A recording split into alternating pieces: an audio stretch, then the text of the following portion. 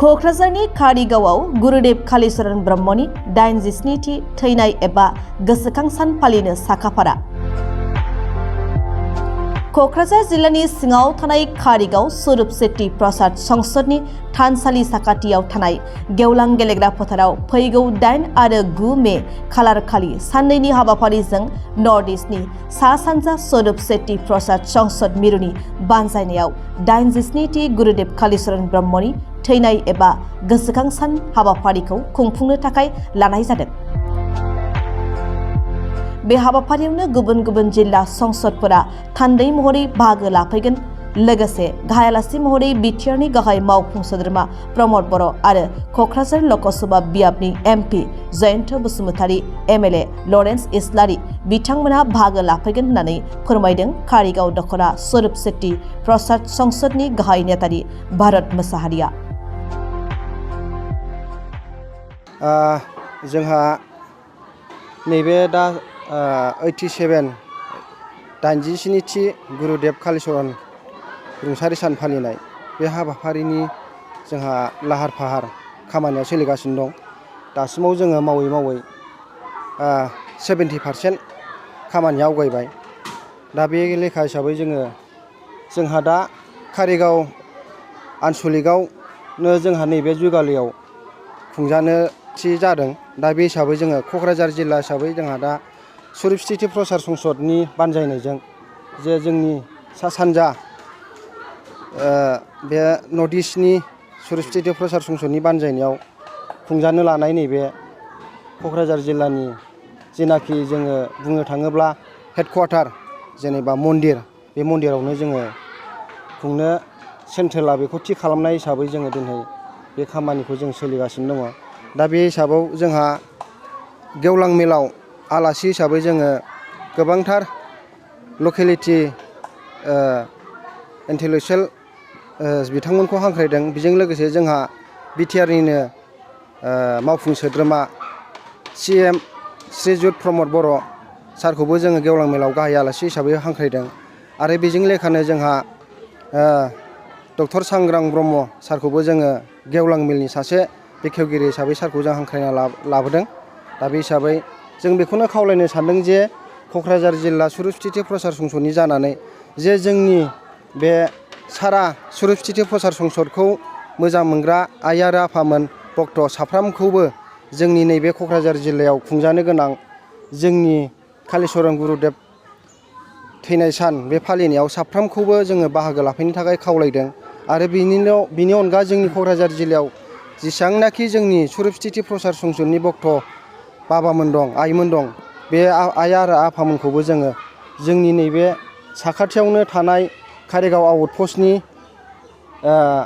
थानाजों नांजाबनाय जोहोलाव दैमालु एकाडेमिनि साखाथियाव जोङो मोनसे जोंनिनो स्वरूप सेट्टी प्रसाद संसदनि फोथार दङ। बे फोथारावनो जोङो बे हाबाफारिखौ खुंनायनि लाहार फाहार खालामनाय जादों। बेखायनो जोङो बेहाय जोंनि जिल्लायाव थानाय साफ्रोमबो भक्त आइ आरो आफामोनखौ जोङो बाहागो लाफैनो थाखाय जोंनि नैबे क'क्राझार जिल्लानिफ्राय हांख्रायनाय थाबाय। मा हाबाफारि खुंफुंनो लाहार फाहार? हाबाफारिया बेनो जोंहा फार्स्ट गिबि सान हिसाबै जोङो क'क्राझार जिल्ला हिसाबै जोंहा मोनसे बोसोरथामनि मोनसे बोसोरसालिया जथुमा। बेजों लोगोसे जोङो जोंनिनो क'क्राझार जिल्लानि सिङाव मोनसे मन्दिर जोङो हेडक्वार्टार हिसाबै जोङो बे मन्दिरखौ जोङो बेखेवनो लानाय जादों। बेखौबो जोङो फार्स्ट गिबि सानखालि जोङो बे मन्दिरखौ बेखेवनानै लागोन। आरो बिनि उनाव जेब्लानाखि जोङो 12थानि उनाव जोङो मोनसे सेन्ट्रेलनि भक्त आजावनाय बा डेलिगेट सेसन, बे डेलिगेट सेसनखौ जोङो 2:30 रिंगासोनिफ्राय जोङो बे भक्त थान्दै आजावनाय हाबाफारिखौ जों लानाय जादों। आरो बिनि अखानायै जोङो गेवलां मेल, बे गेवलां मेलावनो जोङो साफ्रोमबो जोंनि सिबियारि आरो जोंनि स्वरूप सेट्टी प्रसाद संसदनिल' नङा, बे साफ्रोमबो समाज सिबियारि रायजो राजा आइ आफा बिदा फंबाय बिथांमोना जुदि जेबो गोसोफ्राव गोनो गोथो सानाब्ला बेहाय साफ्रोमखौबो जोङो बाहागो लाफैनो थाखाय जोङो बेयाव खावलायदों। आरो बेहाय जों आरसिनि जानानै जों बेहायनो एरियानि रायजो राजाफोरखौबो जोङो बे हाबाफारियाव बाहागो लाफैनो थाखाय जोङो साफ्रोमखौबो खावलायनो हादों।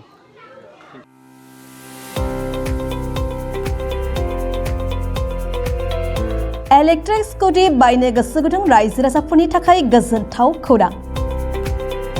नावखाथायाव थानाय DNB मटर्स डिलारआ नोंथांमोननि थाखाय लानानै फैदों मोजां आरो जौगा थाखोनि इलेक्ट्रिक स्कुटि।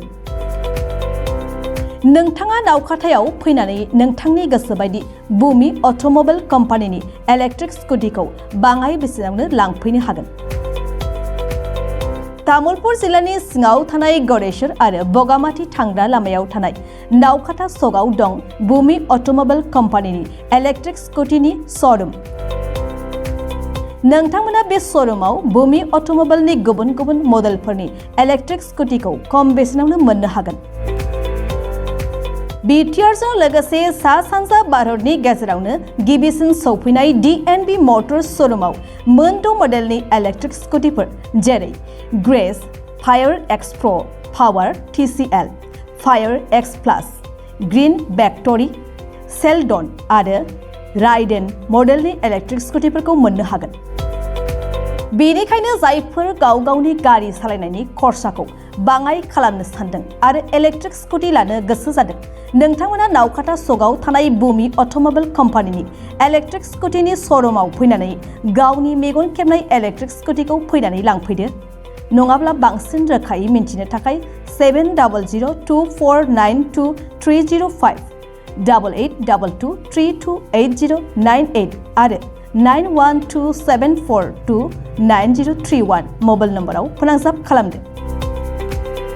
बेनि अनगायैबो सा सानजा भारतनि जायखिजाया थावनियाव नोंथांमोना गोदानै बमी ड्राइव इलेक्ट्रिक कम्पानिनि श'रुम बेखेवनो गोसो दंब्ला DNB मटर्स श'रुमनि बिगोमा बिथांजों स्क्रिनाव होनाय मबाइल नम्बरनि गेजेरजों थोंजोङै फोनांजाब खालामनो हागोन। मबाइल नम्बर 700224923005, 8822328098 आरो 9127429031।